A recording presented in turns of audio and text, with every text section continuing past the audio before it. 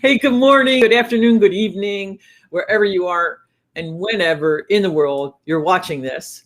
So excited to be here for another episode of On Being a First Time Leader. And really excited today that our topic is going to be public speaking. And our guest, Kelvin Beene, is going to weave that into several areas of our lives. And when we think of public speaking, we think of standing in front of a podium and dripping sweat, but we actually are public speaking many times in various areas of our careers. And since I specialize in first-time leaders, you're going to need to know about public speaking. Now, there is a joke, I didn't make it up, but that public speaking is either the number one or number two fear of most people in the world. And that comes before death and dying. So I used to teach this class that I called giving the eulogy or lying in the coffin. So the people would more want to be in the coffin. They're more afraid of public speaking than they are of being in the coffin. So a little bit more about me. I have 2 live shows every week, one on today, which is Tuesday, and on being a first-time leader. And on Sundays, I have stories of synchronicity, serendipity and synchronicity. And both of them are really fun and really informative. And I have fantastic guests from all over the world that come on. And most of you know, I worked for the government for 35 years. 30 years of that, I was in a field called code enforcement, which Kelvin is in. And I always tell people, if you don't know what code enforcement is, that's a good thing. That's a very good thing. That means that none of us have knocked on your door. And I'm going to let Kelvin introduce himself. I'm so excited to have him. He's coming from the great state of Illinois. And Kelvin, tell us who you are, and then we'll get into hearing you about public speaking. Okay. Good afternoon, good morning, good evening, everyone. My name is Kelvin Beene, and I'm excited to be here today to talk about public speaking. A little bit about me. I am a 55-year-old granddad, husband, and I was born and raised in Milwaukee, Wisconsin, and I was blessed to grow up in a very loving, caring home with both mom and dad there. And, subsequently, my very first job was at a hospital in the food service. And then one day I got brave and took a test, and I got into corrections. And from corrections, I went into law enforcement as a deputy sheriff in Milwaukee County. So from 91 to 2003, January, I worked in law enforcement in a city that was very tense and high crime in certain areas. But Milwaukee is my hometown, and I love my hometown. But I saw the need after 2003 to remarried and relocated to Fort Worth, Texas. And when I got to Texas, my very first job in Texas was at Mary Kay, believe it or not. And well, you have beautiful skin. Oh yeah, well, I got that from my mom and my dad, I guess. But I was an armed security. I was not a consultant. Oh, I was armed security. I was not beating faces and. But did you get free product? But no, I got 85% off on the product, which was almost free, and my wife loved that. So, and from there, from literally working in Mary Kay, and it was a long commute. Where I was working, it's about an hour drive to and from, and it was third shift. And I just absolutely hate third shift. So, Joan, and so what I found is that I found another opportunity in the city of Fort Worth. They need an airport security supervisor. And me coming from law enforcement, it was a good fit. And from there, I was working in some form of airport operations. Also, while I was security supervisor there, and I met a gentleman who was my mentor. His name was Reggie Jackson, and he's since passed away. But not the Reggie Jackson. No, not this Reggie Jackson. But he was just as important to me as that Reggie Jackson was. And I asked myself, what are you doing out here? What are you guys doing at the airport? He said, well, I'm doing code enforcement. And I was like, what the hell is code enforcement? I never heard of that. You know, where I'm from, we don't have that. Mm-hmm. He went on to tell me what it was, and I was intrigued because I was coming from law enforcement. I was like, that's kind of sort of very close to what I was doing. And long story short, about a year later, I got hired on as a code enforcement officer, and I loved it. I absolutely loved it. And who would have thunk that at some point in time that I'd fall in love with code enforcement, never not even knowing what it was. Mm-hmm. But 6 months into my career in code enforcement, I was promoted to a supervisor. And as you can imagine, that ticked a lot of people off because they had 2 positions available and 12 people interviewed, and I'm 6 months on the job, and I got the supervisor position. But one thing I learned in this interesting topic, because we're talking about public speaking today, you have to know how to articulate who you are and what your skill sets are in any interview. Right. You don't think public speaking as interviewing, but that's another time. Like, I just think as a leader, anytime you're speaking to anyone, you're doing public speaking. Continue. Yeah, clearly. And so, it was because of my orating skills that I was able to get that promotion and upset a lot of people. But, I didn't care because truth be told, whatever God has for me, he has for me. It's not for anybody else. So I was okay with that. And I worked in code enforcement, worked up the ranks there, and worked in different areas of the field of code enforcement, which I love. All the while having to use my speaking skills because I've got in code enforcement, you deal with a lot of contemptible, upset, angry folk. To say the least, yeah. Yeah. So you have to have crisis management skills, good speaking skills, and good soft skills. Good soft skills to survive in that field. You know what I do, Joan. Day in, day out, we get complaint calls all day long. So if you don't have good speaking skills, you're going to struggle. And so from 2004, 2005 till 2014, I was in Fort Worth, and then I moved to the city of Austin to work for them. The city of Austin, in my most unbiased opinion, had the most technically qualified inspector that I've ever seen. And so they were awesome individually. I don't know if Arias is from Austin, but he's listening to us on Twitch and he's agreeing. This is so true. I'm not sure who that is, but maybe he is. He's saying he must know you because he's saying Kelvin. Yeah, probably. And then, I just want to let you know that Cece's here too. Cece's here. Hey, that's my partner in soccer. We'll talk about that a little later too. But nonetheless, my time I had 9 months in Austin, and quite frankly, I got offered a position to manage my own code department in Illinois. And so my stay in Austin was short, but it was loved. And so with that, I interviewed in the city of Aurora, Illinois, where I'm at now. And you went back to the cold. You went back to the frigid. Yeah, cold. girl, look.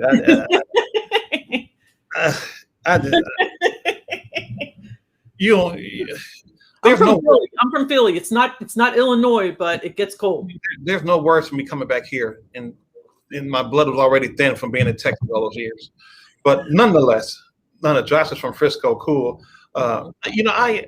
So needless to say, I know the importance of speaking. I had to do a lot of it. I'm the past president of the Code Enforcement Association of Texas.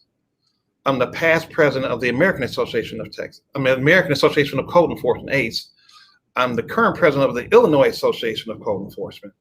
I've had to speak in front of city councils. I had to speak in front of news cameras. So I've had the unique perspective of speaking in different format, in different forums, and they're all different. And I speak differently in all of them depending on the audience.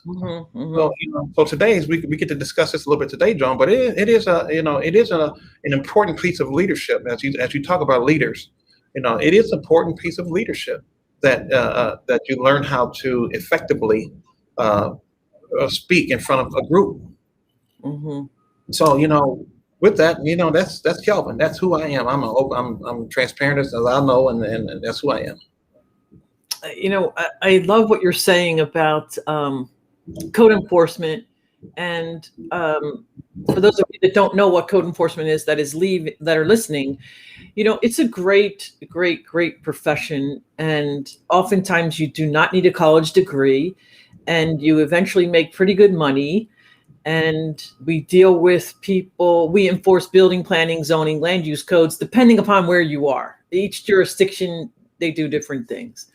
But the majority of time, we're helping, in my opinion, to keep or upgrade neighborhoods and maintain property values. Like, people think that people yell at us all day long, but it's really a minor part of the job. We're really helping people that are living in substandard conditions, have better conditions. We're often going into homes where we see elder abuse or child abuse that we get to report. So we're just doing a great community service.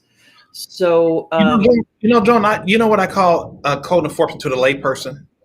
I tell them that we're the HOA for the city. Yeah. And somehow that just clicks with a lot of people. Yeah. We're much more than that. But, to the layperson, when I go to neighborhood meetings and speak to different neighborhood groups, that's what I kind of tell them what we do. Mm-hmm. And then I go into depth like you just did about what all we do. It is interesting, to say the least. And some of it is very important, and some is not very important. I remember ones that people call us about. I remember one city I worked in the San Diego area. A woman called me because her neighbor's leaves were in her pool.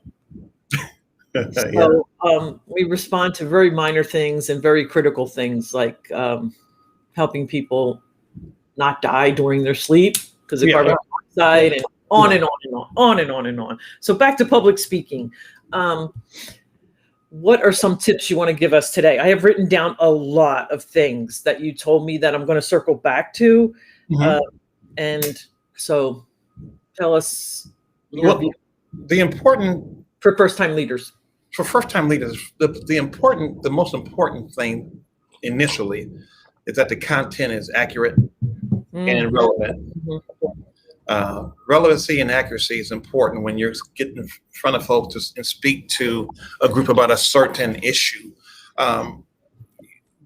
When you're speaking to a group about a certain issue, when you're done, there shouldn't be any questions, or very few questions, about what you just stated. Meaning you've covered the who, what, when, where's, why's, and how's in action plan. What are we going to do about it? From journalism, yeah. And so if you do all those things in the scope of public speaking, you do all those things in the scope of presenting to people in that kind of form, that's most important. The most important thing is the accuracy. The second thing that I think is important is that you exude a little bit of confidence when you're speaking about a topic. Because one, if you're speaking about something, you've done the research, feel comfortable that the research is accurate, and that you know what you're talking about.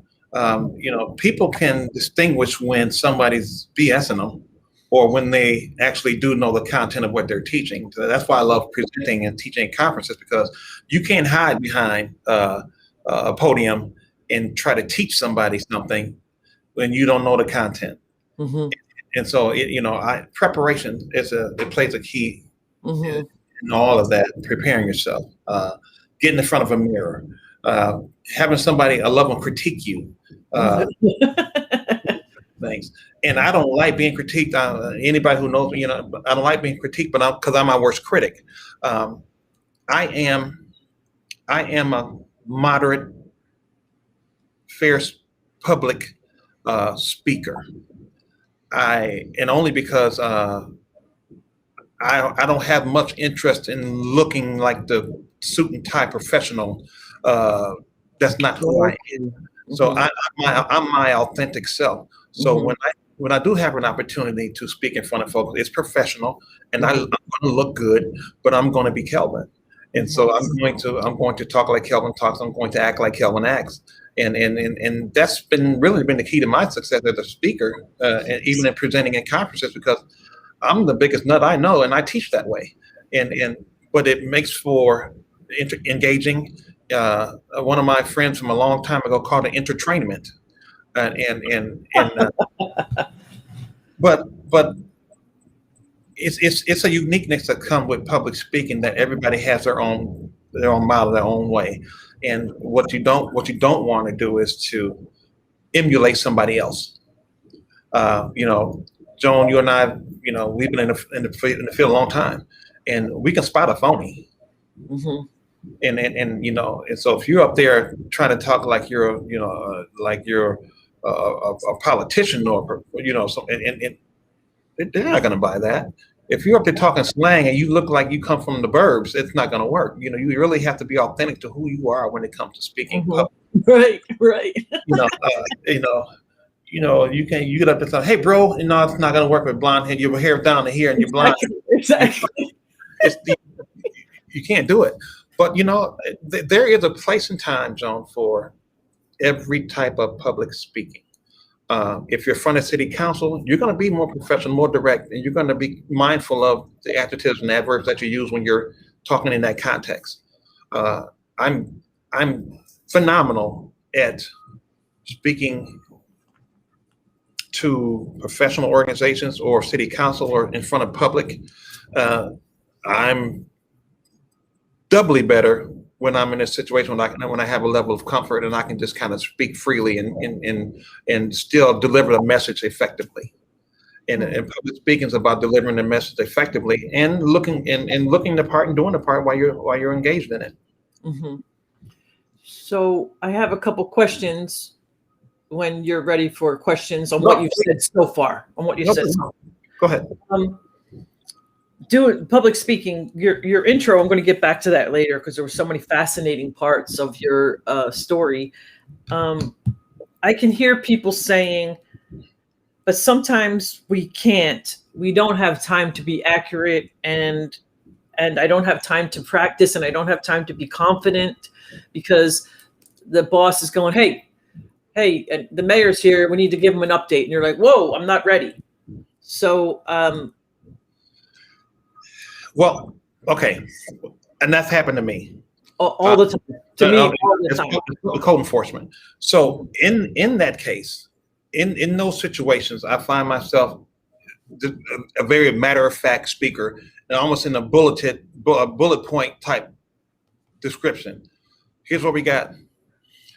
We went to this property on this date, and when we went out there for the inspection, according to the case file notes that we have, the smoke detector, right? The smoke detector was not working.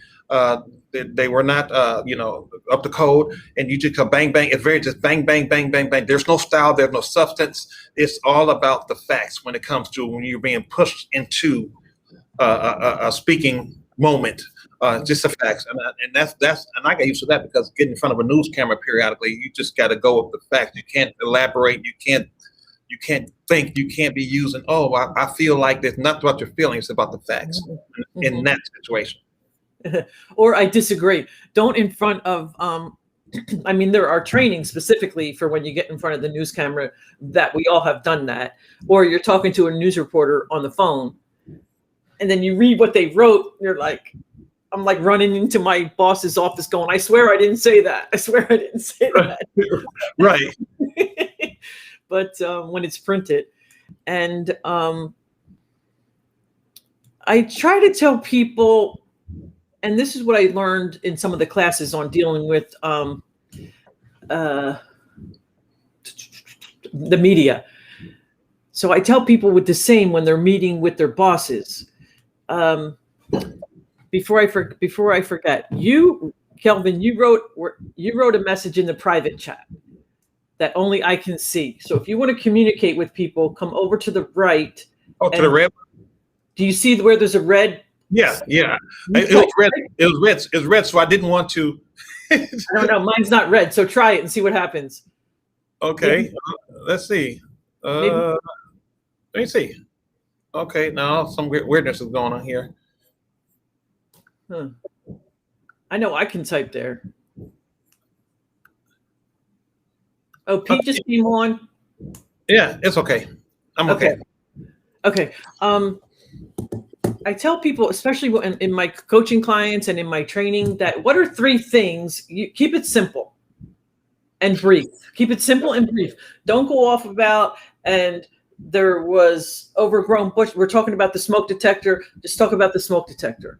And what are 3 things that you want to, hopefully, for them to hear? Because we know that when we speak, it's not necessarily what you're hearing. So what are 3 things you want to make sure they hear? And then the other thing I wrote down, and I tell my clients this all the time, is listen more than you speak. Yeah. I don't know if you saw Hamilton either on the movie or in person, but I saw it live. I saw it in Chicago. In Chicago. So did my son when he was there, and I saw it in San Francisco. And I love the line where Burr says to him, "Talk less." Yes. Smile more. Smile more. He's trying to counsel Hamilton, who is much younger in age. And so I tell people that, just listen more. We have 2 ears and 1 mouth, so just listen and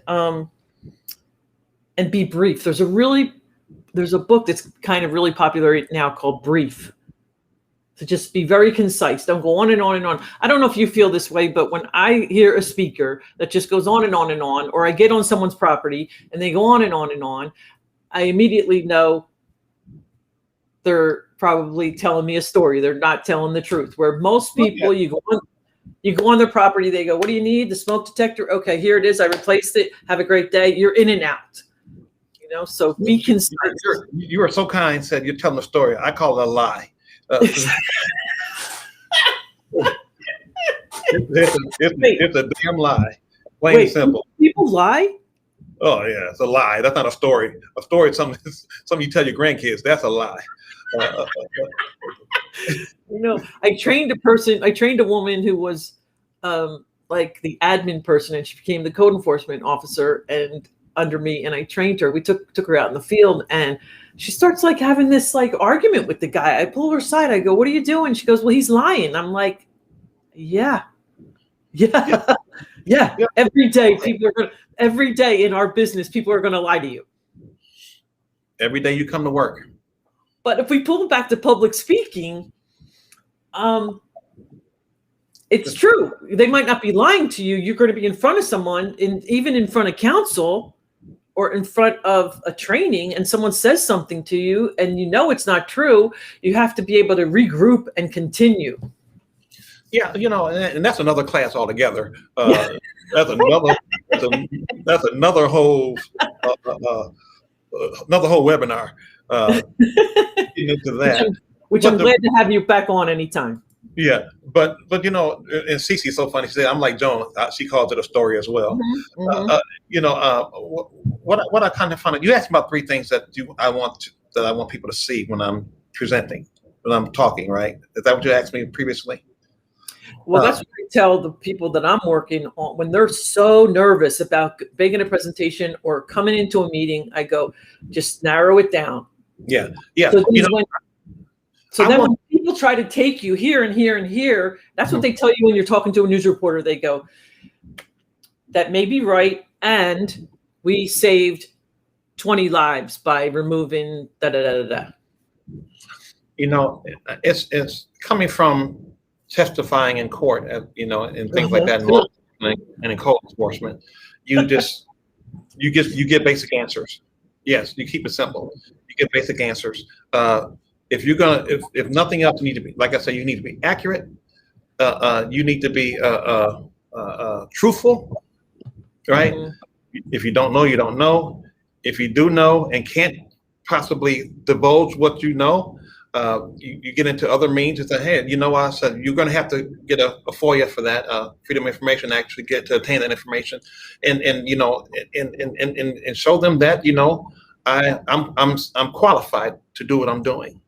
I'm skilled enough to do what I'm doing." So the accuracy, the truthfulness, and the qualifications need to show when you're speaking in front of a people.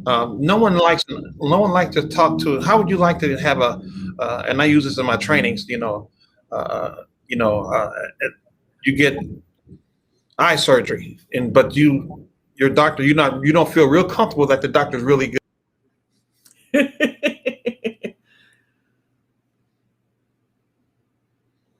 Let's give it a second, because I don't know if it's Kelvin or me that is frozen.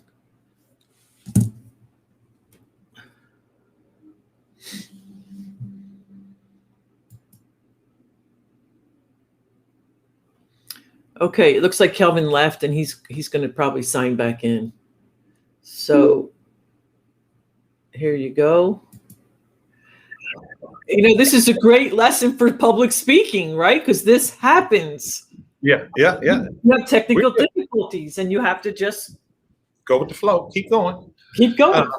And so, John, yes. So from that standpoint, when we're talking about public speaking and what's the key factors, I think those are the key factors: accuracy, truthfulness, and letting people just see that you're confident in what you're saying. Mm-hmm. In law enforcement, you don't have, law enforcement isn't code enforcement, but it's damn close. But in law enforcement, you have to make a decision like that. Mm-hmm. Decision has to be made. And sometimes it's the right decision, sometimes it's the wrong decision, but you have to make a decision.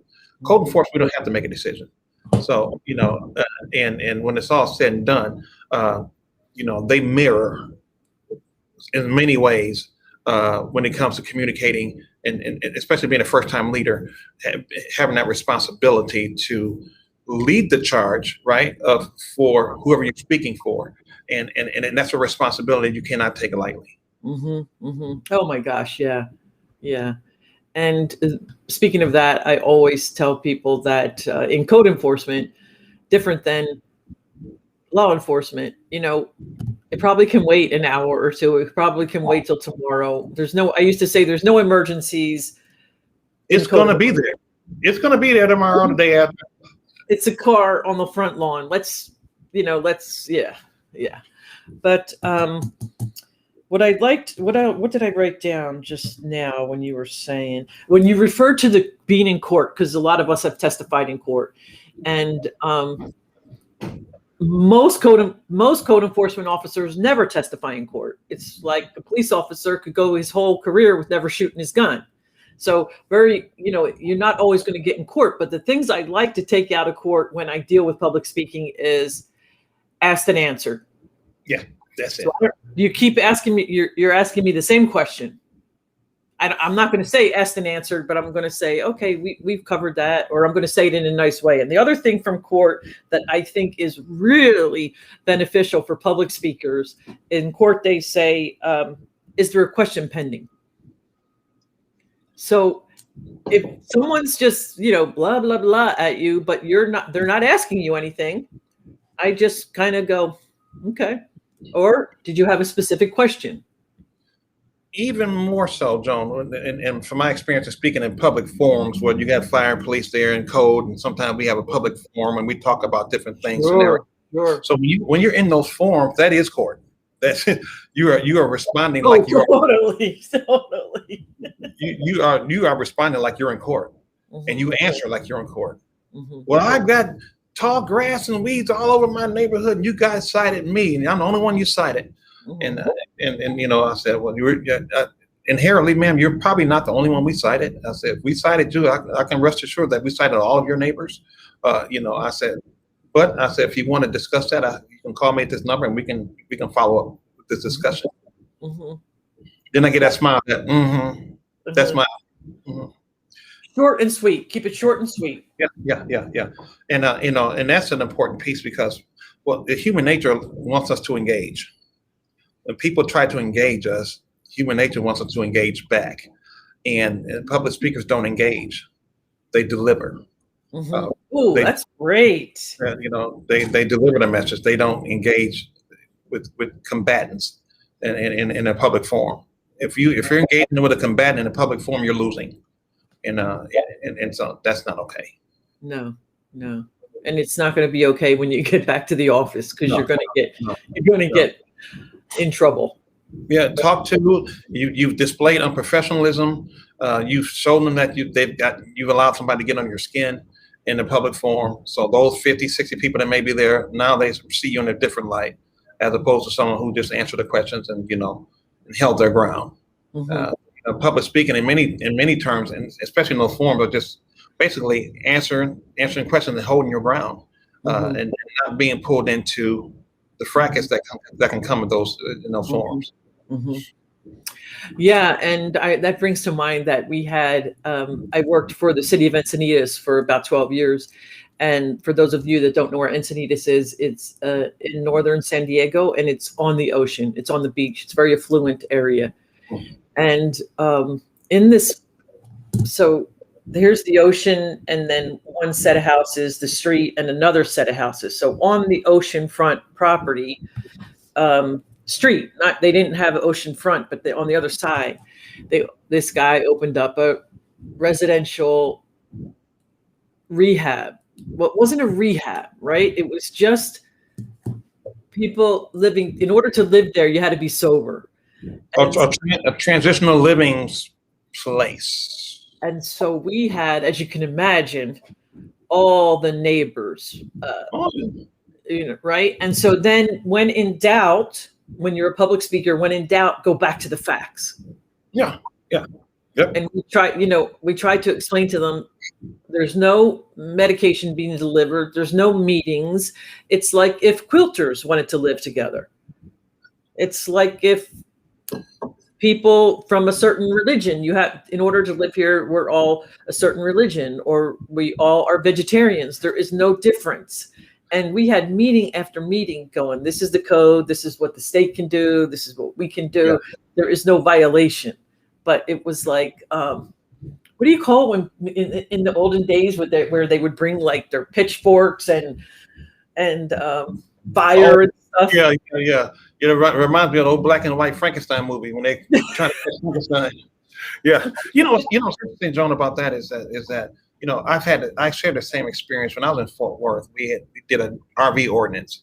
And, for anybody in code enforcement, the best way to put out an ordinance is to have public forums, give people a platform to which they can voice their pros and cons for such an ordinance. And so we did this for about a year, different public forums. And then when we went live with the ordinance, we had people coming to neighborhood meetings just giving us the business. You guys did this, and nobody knew about it, and blah, blah, blah. And I said, ma'am, sir, as a matter of fact, I said, we've had forums on these dates. I pull up the dates on, January 13th, this is March 35th. We had another one in June. We had one in October.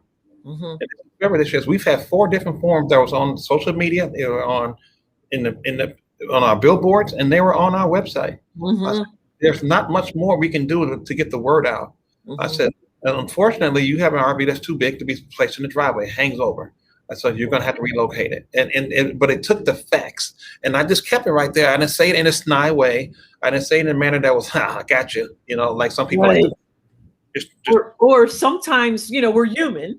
Sometimes we want to. But I want to all the time because that's why. And some days I fail. But I'm transparent. I'm not perfect, and but some days I fail at it because when people say something that's disrespectful to me, and coming from where I come from, and growing up like I grew up, disrespect is tough for me to stomach, and so but I've had to learn professionally how to tolerate disrespect and not act out on my initial reactions, my gut feelings that I normally would. Coming from law enforcement, the training is different. People want to talk about that, pros and cons of that. But ultimately, at the end of the day, in law enforcement training, you really it's safety first. It's your safety first. I can't let anything happen to me. Can't let anything happen to that citizen. So I have to respond as such. So I'm so used to making snap decisions and responding quickly to curtail any additional drama, right? So part of that training I had to lose. I had to lose. Totally. I teach a class called transitioning from law enforcement to code enforcement. Oh, that's great. I bet that sells out all the time. Yeah, well, It used to, and that people they don't really get into it anymore. But I teach that class, and it's a very good class for people coming out of law enforcement into code enforcement, because law enforcement people like to come to code enforcement when they get older. They and do. So, it's not always a good fit. It's not always a good fit. Yeah. And amen to that. So, but that's why I teach the class. But nonetheless, it is the ability to not communicate in that manner takes a lot, especially for Kelvin Beene. I am what they call a free speaker, and depending on the audience, it depends on how free my speech gets. But it's unique. It is a uniqueness to coming to being a first time leader and a speaker. And so the more you do it, the more you find your niche, the more comfortable you get. And it's about comfortability. If you can just find a level of comfort in doing what you're doing, it gets much easier. So don't people panic about public speaking. Don't panic. It gets easier. Mm-hmm. And I don't know if we're avoiding the obvious right now. I want to bring up, and you talk about inclusion and diversity. So tell us how it is for a Black man in authority how is that for you to deal with, especially uninformed white people? Well, interesting. Hell, that was curveball. But a lot of people are listening, of all ethnicities. And for me, when it comes to where I'm in a position that I'm in now, mm-hmm.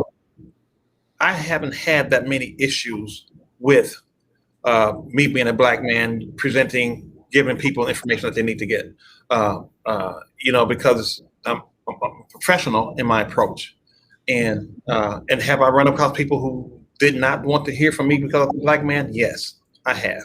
They're still going to hear from me, but it's a much more shorter conversation. It's much less fluff. It's more facts. I'll be more than willing to talk to you. Additionally, if you need any more information, let me know. Call me, email me. Here's my information. And I've literally had a gentleman call me, and it's a true story.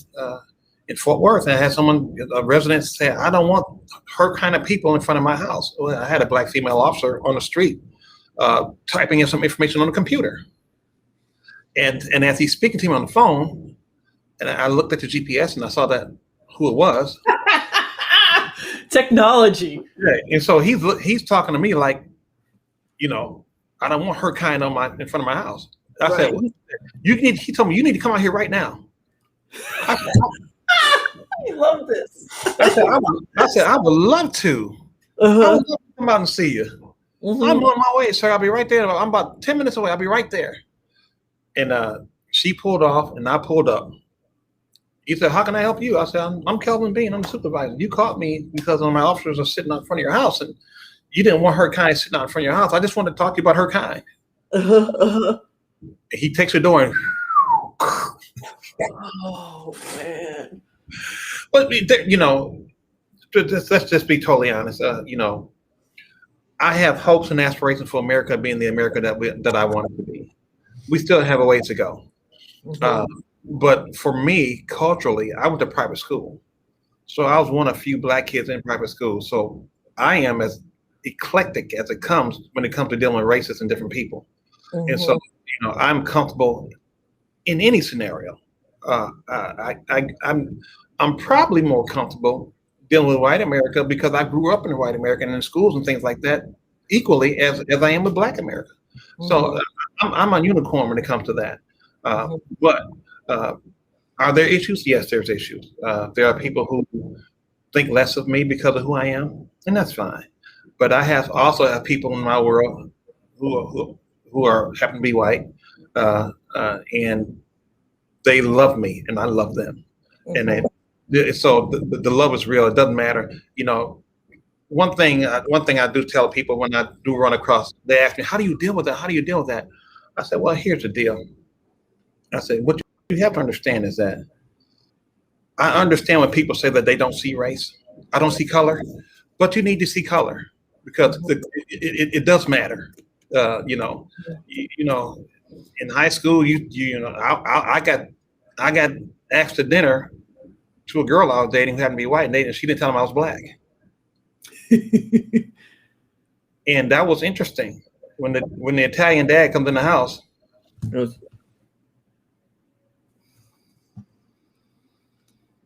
I said, "You didn't tell him?" "No, mom didn't care." You got a daddy, you know. But you know, it's just I feel like you know, times are different now, and so when it comes to being a public speaker and me being a black person standing in front of folk, I have just as many followers who are black, who are white, than are black. Probably more so because there's more probably white people in code enforcement than there's black people, and even fewer women. But with that, we have more women getting into the trades now, which is wonderful. But you know, it doesn't matter. I taught in places, Joan, in Texas, where I was like, oh my God, I better get out here before dark. You know, and they sat back in the room like this all day long, and you know, and didn't want to enjoy it, but they had no choice because of how I brought it. And you know, one of the best compliments I got was from a gentleman who clearly was not a fan of black people. He said, you know, I want to tell you something. I've been in a job 32 years. That's the best damn training I ever had. And he walked away. The code enforcement, race aside, the code enforcement group, when you're training, is a unique bunch of people. Yeah. But if you know, I don't say this because, you know, the diversity piece that you're talking about, and especially when it comes to first time leaders and speaking, that diversity piece is important. You know, like like I said, I'm in the Standards and Codes Academy. We have a female Hispanic, we have a male Hispanic, we have a white gentleman from Minnesota, we have a black guy from Georgia, and a black guy from Illinois. So we're what America looks like, and we're all very good speakers, but and we don't care where we speak. It don't matter to us. We don't know what audience, if it's 5 or if it's 500, it doesn't matter to us because we just love what we do. And part of loving what we do requires us to be good speakers. And, you know, we have to be, you know, the better the speaker you are, the more opportunity that you have to influence people. And we just want to influence people professionally and personally. Because as you know, Joan, you know, code enforcement is a way of life. You know, all the lessons that we teach about are life lessons. Exactly. Oh my gosh. I am such a better human being. Yeah. Because I was in code enforcement for so long. Yeah. It paints us. It's painted with such a broad brush with the intricacies of code enforcement and what we learn from talking to people who are angry, people who are happy, people, you know, I live a life, and this is Kelvin's life. I live a life where I shed tears every day. Either because I'm happy, mostly because I'm happy, or I'm sad, or something hurt me. To see something that's hurting someone else hurts me. And even in law enforcement, you know, with my training, I would be sick to my stomach when I saw something that pained me. But training would kick in, and I would just act and do what I'm supposed to do. But in code enforcement, it's the same thing, you know. So my life, when I live my life, when I'm out of here, when I'm checking out, when the grandkids are on my bed, I just want people to know that I wanted to have not an impact, but I want to leave a legacy in this field. And with that legacy comes talking to people, presenting to people. We're our own worst marketers in code enforcement because we don't get in front of folk and talk about what we do. Absolutely, yeah. We're kind of coming up on time. It's been wonderful. I have a question for first-time leaders. What do you think is the difference between reacting and responding? So I'm a first-time leader, I'm giving a presentation, the difference between reacting and responding. Or do you? Well, it's a difference. It's a slight difference. A reaction is, if to put it metaphorically, a reaction is I'm standing behind a door and you walk past and I jump out and scare you. Ooh, right? And you jump out your skin. Responding is having the ability to gather information and coming up with a factual ending or factual answer to something. So That's what I see the difference between reacting, and sometimes we have to react. Sometimes we don't have time to react or time to respond, so we have to react. That goes into this decision-making process. That's the gamble that sometimes we get in trouble with when we have to react. But we try not to react. We all try to respond. And with responding comes a lot of things. It comes data collection. It comes, getting the information. It comes. You can't respond to something you got half the information on. Mm-hmm. And so we shouldn't be so hurried and rushed to give a response based on somebody else's reaction. Mm-hmm. Mm-hmm. So you get it. You city council people, they react to somebody calling them, and then they want us to immediately. No, let me find out what happened here, and I'll send you a comprehensive response. Right. You haven't done anything. Yeah. Nothing. Done nothing. Nothing. Okay. Well, here are the facts. Right. Mm-hmm. Yes. Exactly. So reacting would be like, that's not true. Right. Because you don't know. Right. Because you never know. You'd be surprised what some of these allegations are. And you said, no, they would never do that. They would never do that. Oh, they did that. Oh, it really happened. So you don't say what they never. I never say my officer didn't do something or didn't say something until I do an investigation, until I start asking questions. That's improper. And what it does is cause a dissension amongst your employees if you start taking sides before you get all the facts. Conversely, when you go to them and say, this is what is being said, what is your side? Right. And telling your boss, I wouldn't say they would never do that, but I have said, that's unusual. Mm-hmm. Mm-hmm. That's unusual. That surprises me. Let me look into that. And I've said that. I said, really? I said, so Mike said that to you? Yeah. Oh, that's interesting because he's one of the most mild-mannered inspectors that I got. So he's scared of us. Exactly.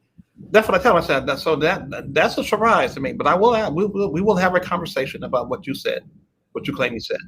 Mm-hmm. But this public's not always forthright with what they tell us. And a good manager with good communication skills can break down the facts and the truth and the lies. There's strategies out there for that, and I teach those strategies. But there's strategies out there for that. For some reason, it is reminding me of, you just seem like you're a great leader, and of course, I'm a great leader, right? The two of us are, mutual. My mother used to say mutual admiration society. Yes. And if you are in the code enforcement field, or you're in any field, and you don't have a supervisor that has your back, look around, get skills. My gosh, there's free classes now. You can get out of your situation if you can. And if you can't, then you have to learn how to accept it, not tolerate it, but accept it. Yeah. Well, John, interesting enough, see, and that's where us older heads in code enforcement need to reach out and mentor. And like the Standards and Codes Academy I'm with, we are, I'm the oldest one in the group. I'm 55, but we have a lot of history. And so if people out there need mentoring, look us up, man. We don't want anybody out there, and we don't want anybody out there struggling, to learn, struggling with questions, struggling with, dilemmas that they may have on the job. There's professionals out here. There's different organizations out here. And I'm speaking on behalf of, the ones I'm in right now. I'm in the American Association of Code Enforcement still. So, there's people all over the country that can help you. Don't suffer in silence.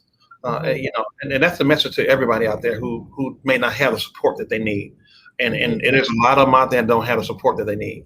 Mm-hmm. Especially as a first-time leader in the code enforcement world, it's a difficult, but it can be just a wonderful, wonderful career. Yeah, I have a question for you, and I'm going to ask you this because since I'm flipping the role here a little bit. I read a lot of management books. We talk about first-time leaders, right? So, do you have books or series that you think that be good for first-time leaders? Yeah, I have a course. Of course, I have a. Well, I don't like to call it an online course because I am there through every session. Right. Okay. So it's not like you just pay $59 and And you just on and your then own. because statistically speaking, like 80% of people that pay for those kind of courses, some crazy number, like really high, 60, 80% don't watch them. Oh, that's crazy. I wasn't afforded the opportunity to get guidance, management guidance. I had to seek it out on my own. And I read the 1 Minute Manager series. I love those books. I read this book. Seven Secrets of Seven Leadership. Secrets, Brian Yeah, Tracy, and all of these. I okay. read all of these. And Ken and Blanchard. and the last one's John Maxwell. It's the laws of leadership. But I have that book. I have that book. Yeah. so I'm a reader. I'm a reader of this stuff. But a lot of first time managers don't get the basic foundation of management. Mhm. And it's a series of collection of skills that it takes to do this job. Soft skills, hard skills, communication skills, especially to speaking skills, along with the technical skills. There's so much that comes with it. And so we have a responsibility, and you're doing your share of the bargain because with these webinars or these podcasts you're doing, it's only helping people who wants to be better, and Mhm. everybody should always want to be better and do better, Mhm. and this is a form in which they can do it. And in today's world, YouTube, there's Coursera, there's Udemy, there's all kinds of places where you can take courses for either free or very inexpensive. Yeah, You don't yeah. have to. So then how does that help me as a first-time leader? How it helps me is then I build a foundation of information and knowledge and skills. So when I'm in the public speaking world, I've read what John Maxwell does. I've read how Brian Tracy responds and doesn't react. I've read Stephen Covey so that Les Brown, whatever, so that I know that, okay, they can keep calm. They've been calm. Hey, let's open it up. We have a few more minutes. Let's open it up to see if anyone is still there. There's the only things I can see is that if someone's on Facebook, Twitch, or YouTube. So I can see it might be still Arius, or his real name is Joshua. If you're still there and you want to type in a question, go ahead. Cecilia, Pete, if anyone wants to type in a question that we can answer about public speaking or anything that we have spoken about. If not, I'm just going to go over. You can take your time and do it, and shout out, tell us where you're listening from and who you are. Yeah. I love that you said when you were introducing yourself, I was really impressed, and I think this is really important for first-time leaders. You got brave and you took the test to be a sheriff deputy. Yeah. All you did was take the test. Like I tell people, all you're doing is applying. You're not. We're going to worry about if you get the job later. We're going to worry about the interview later. You got to take the first step, and before you can make any progress, your comfort zone must be disturbed. Absolutely. There's nothing you're going to go through that's worth having that is not going to disturb your comfort zone. Mm-hmm. And public speaking is one of those things. Mm-hmm. It's one of those things. I like to look good when I'm public speaking. I like if I'm going to be somewhere, I put on a good suit and tie, and I just want to look a certain way. My demeanor, I'm already, you think I can do anything that put in front of me. So that's not the question. The question is, do I know my content? Am I accurate? Am I being truthful?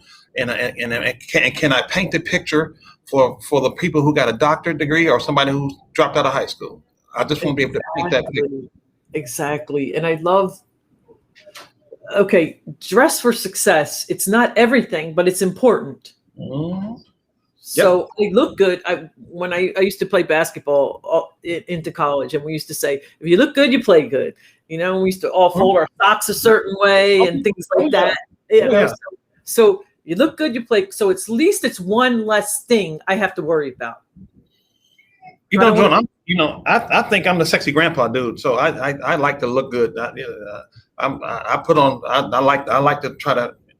like to dress to impress because my whole career I spent in uniforms, so I like to put on real clothes. Exactly. I think you're pretty sexy too. I have a thing for people that have a separation in their teeth, and you get a straight hand. What is it called? Michael Strahan. Me and Oh, Michael oh Strahan. yeah. Well, he doesn't. Yeah, he's okay too. But He fixed it. He ruined his. He closed it. oh, see now that's so sad. Yeah, That's yeah. so sad. I still got mine, so I'm number one on your list now. Then that's okay. You are. You just moved up. You just Okay. moved up. My Yeah. my daughter-in-law is from Nigeria, and a lot of people from Nigeria have a separation. But she was born with the cleft palate, and so she lost it. And she said her father was so upset. And I said, it's like the thing I love the most. Back to first-time leaders, you were willing to go and drive. I don't know if Mary Kay was the hour drive. Yeah, it was. It was. Yeah. You were willing to even apply it. Like, who would think to apply it, Mary Kay, right? So as a security, you were willing to do the things you needed to do. And then you mentioned God, and I love to talk about God. And that's what my serendipity and synchronicity stories are about. But, through your, and then you went to the airport,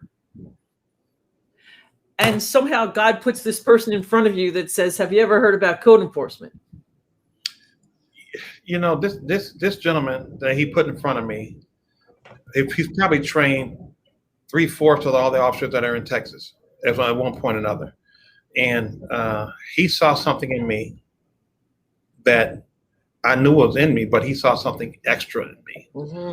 He told me, he told me, about a year before he passed away, he said, I was frustrated about something. He said, let me tell you something. He said, everything you said that you're going to do, you have done. Think about it. Mm-hmm. He said, you think about it. When I first met you, you said you're going to get on with code enforcement. You said you're going to be supervisor in 5 years. You're a supervisor in 6 months. You said you're going to be president of the organization. You're president of the organization. Now you're the national president of the national organization. He said, everything you said you're going to do, you've done. And I thought about it, and I was in a bumming. I was in the funk, and it just opened me to why am I tripping? Why am I in the dumps? I'm somebody. I've done some really special things in my career that I'm proud of. No one knows my story better than me. And so when I play it back, when I play it all back, I am proud to be a code enforcement officer. I'm proud to be a leader. I'm proud to be a mentor. I'm proud to be a coach. I'm proud to be that person who wants to pull people up with him and beyond who I am. So, I want them to go be better than me. Exactly. Always. I had one boss in Coronado, and he used to say, always hire people smarter than you. Yeah, that's true. Yeah. Exactly. I don't want to be the smartest one in the room. If I am, I failed. Exactly. And then one more thing before we close, you said, which goes back to what your mentor, if I can say, he was Reggie Jackson. What God has for me, it's not for anyone else. Yeah. The promotions, I put my best foot forward. I apply. If I don't get it, it wasn't meant for me to get. Now, it's hard to understand that when you see some shady stuff going on that may, influence what, be blocking you from what you think is yours. But it's in time, it's delayed, not denied. So whenever you got to come, it's going to come to you, but in His time, and you have to stay par for the course and position yourself for the next move. Mm-hmm. And so if you position yourself, just be patient. Mm-hmm. Exactly. Yeah. All right, I'm going to close it up now. What's going to happen is I'm going to hit a little button. We're going to go back into the green room. Okay. Where people won't see or hear us. Okay. Thank you everyone for tuning in. And I'm here every Tuesday to talk about first-time leadership, and Sundays on serendipity and synchronicity. And you're welcome to be my guest. Just reach out. And yay for Kelvin Beene. He has taught us a lot of really good quotes and clips out of this. And be safe, be kind to each other, and I'll talk to you later.